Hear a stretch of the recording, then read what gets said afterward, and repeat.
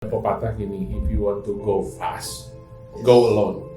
But if you want to go far, go together. Yes. Seringkali orang terjadi keterbukaannya menghasilkan penolakan atau penghakiman gitu.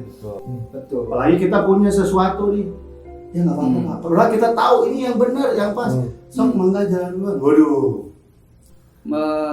Maukah punggung kita diinjak orang semata-mata untuk orang itu jadi terkenal di atas?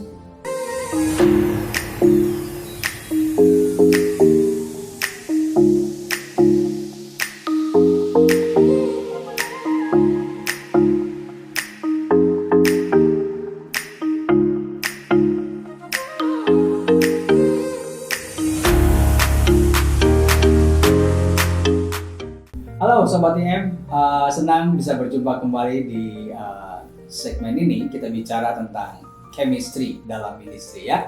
Nah, beberapa sesi sebelumnya kita sudah membahas tentang bagaimana pentingnya kita punya chemistry, hambatan tentang chemistry, dan saat ini kita akan bicara bagaimana membangun pelayanan yang berchemistry itu.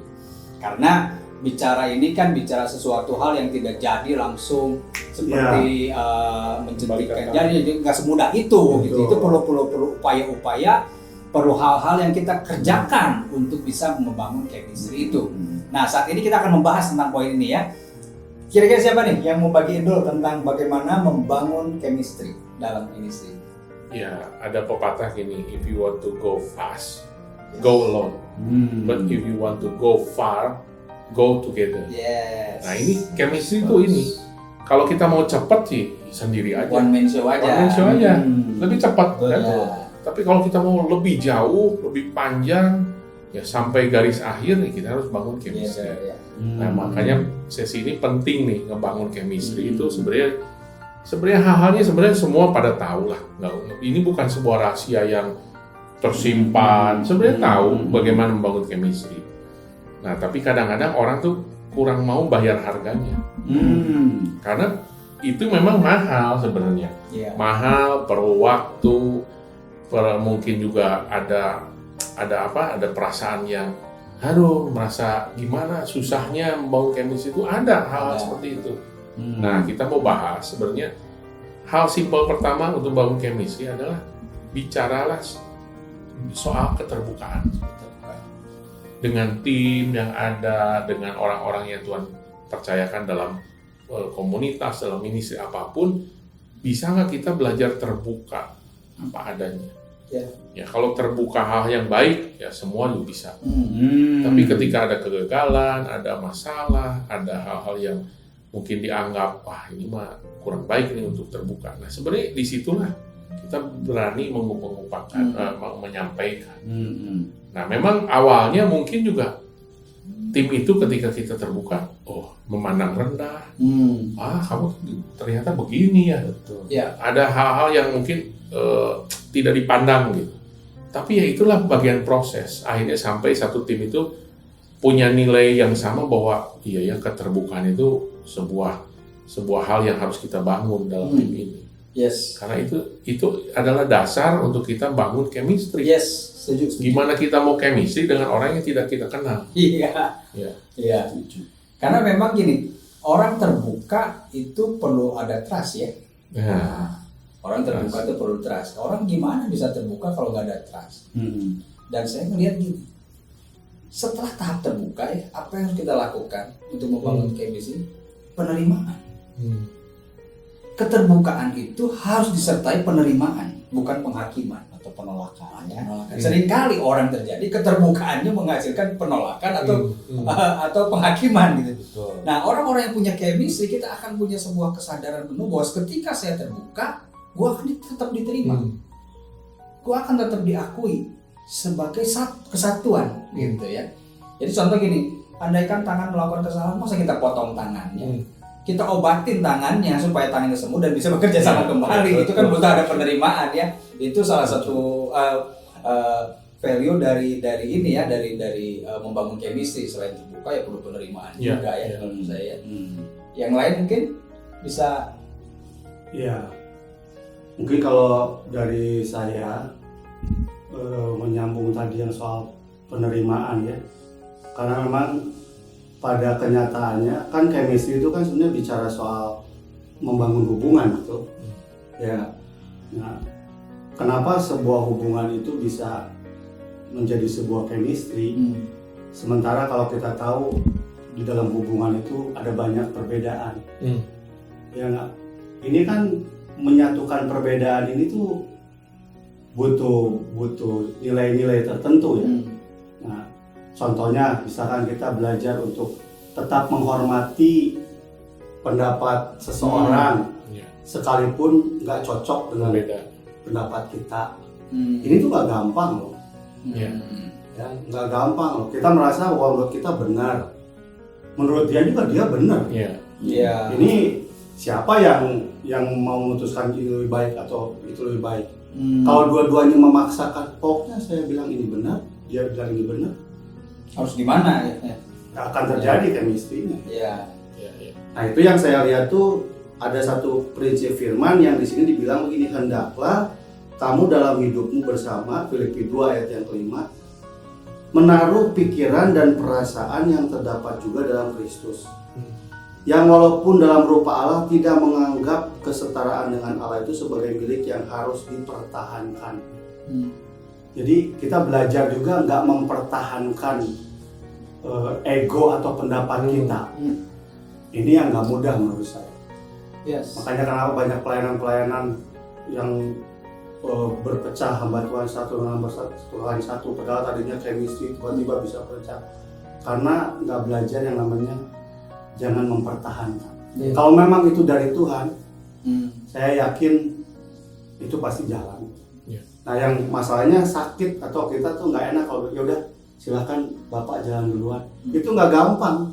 Betul. Apalagi kita punya sesuatu nih, ya nggak apa-apa Pak. Padahal kita tahu ini yang benar, yang pas. Sok mangga jalan duluan. Waduh. Memang gini, makanya sebuah chemistry itu sebenarnya hasil dari pemangkasan ego. Jadi kita melihat, oh chemistry ya bagus ya, tapi itu hasil proses yang berdarah-darah sebenarnya. Yang orang lain mungkin tidak tahu. Betul. Itu pemangkasan ego yang terus berproses sampai akhirnya terciptalah chemistry yang orang lain lihat, oh asiknya. Padahal asiknya ini tuh hasil dari dapurnya tuh gimana untuk ego yang dipotong lah, yang tadi Broniko sharing. Ya itulah proses gimana kita bangun ego tuh memang ya orang, saya bilang tuh gini, orang tuh tahu tapi nggak mau bayar harganya. Dan kalau udah sampai situ ya proses waktu itu akan menunjukkan menunjukkan gimana sih kita bisa tetap stay di situ gitu, karena ini bukan bicara masalah sehari dua hari, ini bisa bertahun-tahun kita harus melewati pengikisan ego itu ya, yang membuat kita tetap bisa bersama. Gimana Bro Diki kira-kira? Sebenarnya sudah cukup lengkap, cuma saya senang lihat analogi aja. Kebetulan saya senang sepak bola. Perhatiin, seringkali ada kejutan-kejutan besar. Tim-tim hebat yang super mega bintang bisa kalah dengan satu buah tim yang tidak ada bintang. Ada tuh Yunani tempo hari mengejutkan seluruh pabrik. Tidak ada bintang. Sampai selesai Yunani pun jadi juara Piala Eropa saat itu. Kalau tidak salah atau Piala Dunia saya lupa, bukan itu isunya. Tidak ada tuh yang tiba-tiba muncul direkrut ke sana ke sini. Karena bingung merekrut siapa, karena melihat sebuah kesatuan. Satu paket itu. Dan tiba-tiba setelah itu lahirlah sebuah strategi sepak bola yang tidak mengedepankan ofensif. Kan Yunani cenderung bertahan kan? Itu pun bukan formula sebetulnya, tapi dibangun chemistry dari mereka. Kenapa bisa terbangun chemistry? Jadi menurut saya begini, ketika kita chemistry terbangun, selesailah dengan apa? Bahwa ini tempat untuk saya jadi hebat. Ini saya cenderung ke sana, nggak ada. Kalau di dalam itu ada keinginan atau berusaha membuat orang menjadi hebat, hati-hati, membuat orang jadi hebat, bagian tertentu jadi hebat, bukan Tuhan yang hebat. Selesai. Musik band yang luar biasa, kita nggak usah sebutin namanya, hebat luar biasa. Ketika salah satu merasa hebat dan merasa bahwa ini ada di titik ini karena dia, Dengan berbagai cara dia langsung berjumpa pers, selesailah, saya akan menjadi vokalis awal, selesai semua tinggal kenangan. Jadi menurut saya pengamat chemistry yang memang kalau ditarik mundur harus sembuh. Penyakitnya apa? Isunya. Ya keberhargaan dirinya itu harus sembuh betul. Karena ini faktor keberhargaan diri ini ngeri bro. Tidak akan jadi sembuh kepada orang yang memang punya skill atau karunia.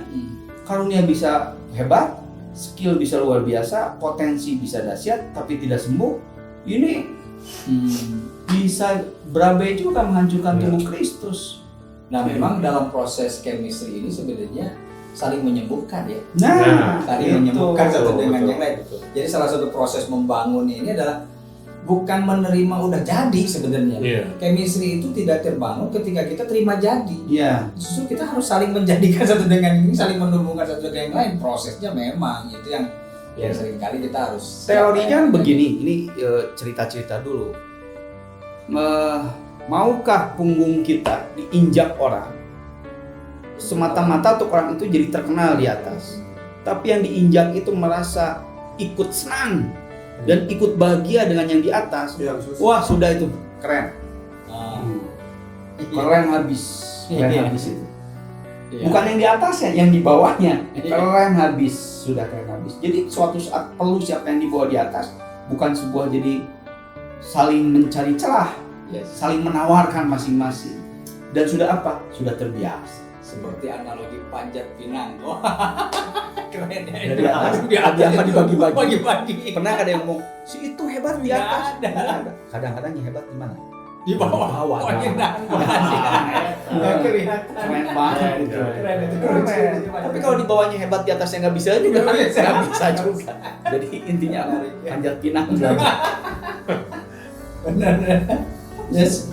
Menarik ya. Jadi memang chemistry ini perlu dibangun. Memang tidak ada satu cara lain untuk membangun chemistry selain kita belajar bayar harganya. Bayar harganya yang tadi bicara masalah belajar terbuka, penerimaan, ego kita rela tercabik-cabik, siap melewati proses dan waktu, dan akhirnya kita harus rela untuk bisa melihat kadangkala untuk sebuah pencapaian ada yang harus terlihat, ada yang tidak terlihat. Yang penting kita merasa happy dan menang bersama-sama. Tujuan itu lebih besar dari kita. Oke, kira-kira seperti itu ya apa yang kita bagikan tentang sesi ini. Semoga bisa memberikan sebuah gambaran, pencerahan bagaimana kita membangun pelayanan yang berchemistry. God bless you. God bless.